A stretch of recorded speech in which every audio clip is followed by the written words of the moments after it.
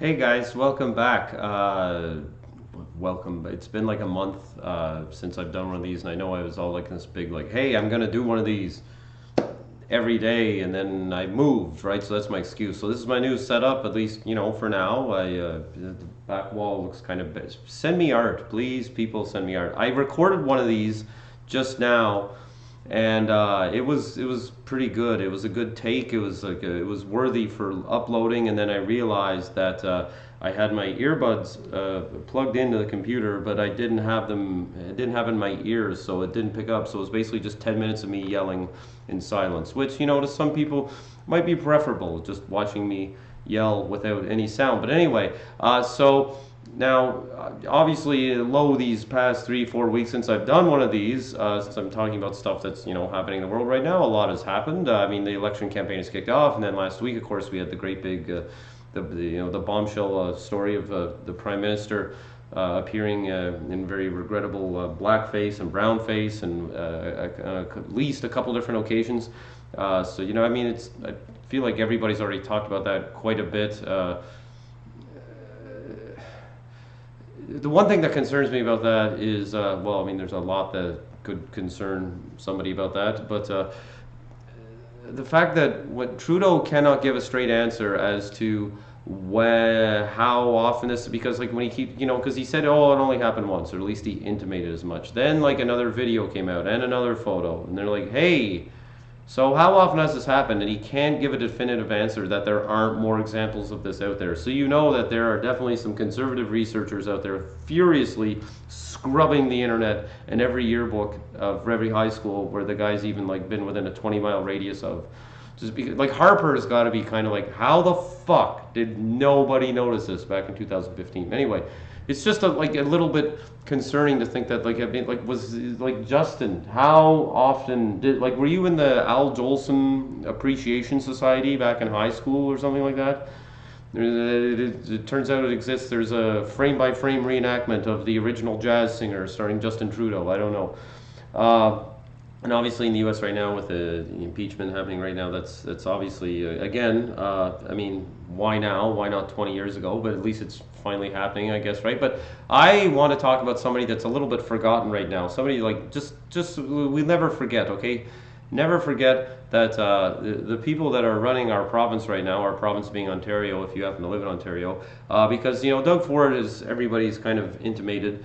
Has been talking about, like, he's kind of gone AWOL this summer, right? Like the House sat like way back in, I don't know, it was April, and the popular conspiracy theory is that Scheer and the conservative war room operatives are like telling Ford, just stay the fuck away, okay? Go hide for the summer. Do not come within a 50-mile radius of me. Like, he's kind of toxic right now, as much as they'll all deny it. But just a reminder, though, this broke yesterday. It didn't break yesterday. It's a story that's been getting a lot of traction. But there's an update in the Toronto Star yesterday that the official rag of lefties like me, right? So it's like there's actually Rickford, the minister responsible for this, yet another provincial government fuck up, is like, oh, people are reading with photos of flaccid and vandalized decals. It's a great flaccid. I just love hearing that word, especially in relation to like these bunch of bums.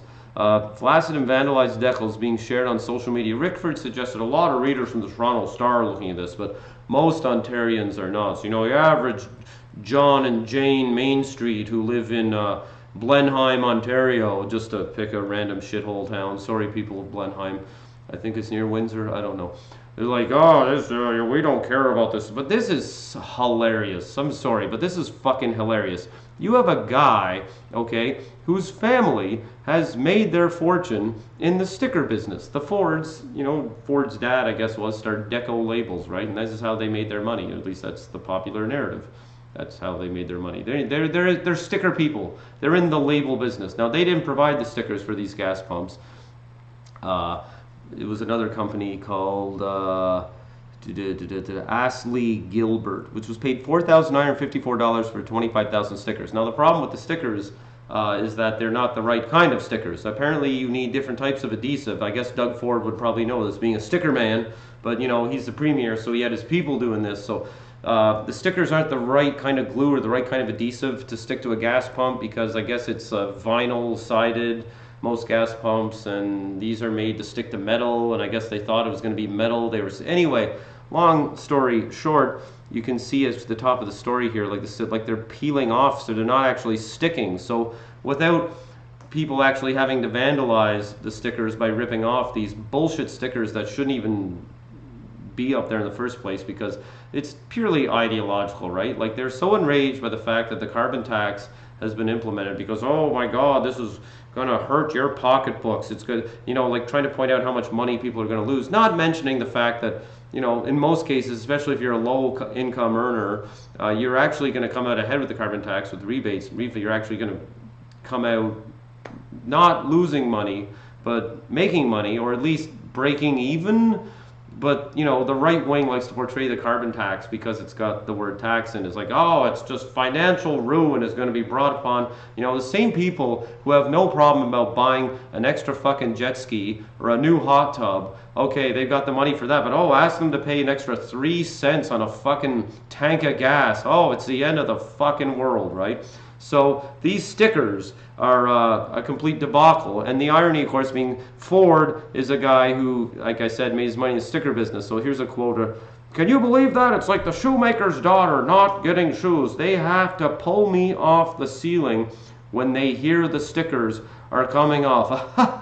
Oh, it's hilarious. Like a guy who's made his money in the sticker business fucking up something as simple as fucking ideological conservative agitprop stickers. It's almost like a guy who, I'm trying to think of an analogy, a guy who made his money in the sticker business who can't even get stickers right. It's kind of like a guy who spent his high school years and early 20s selling hash, unable to make money selling drugs, which leads me to my other story about the Ontario cannabis store and how much money, this story came out like a week or two ago, but they lost, let me just switch here, $42 million in their first year. How the fuck do you lose money selling weed? Especially now, I know there have been supply chain issues and there haven't been enough stores open yet. Like in terms of like just distribution models, and like it's very costly and they're working out the kinks. I get it, but like especially when you consider how much money they are charging. As I've complained before in a previous Trevor's Pad rant trademark about how expensive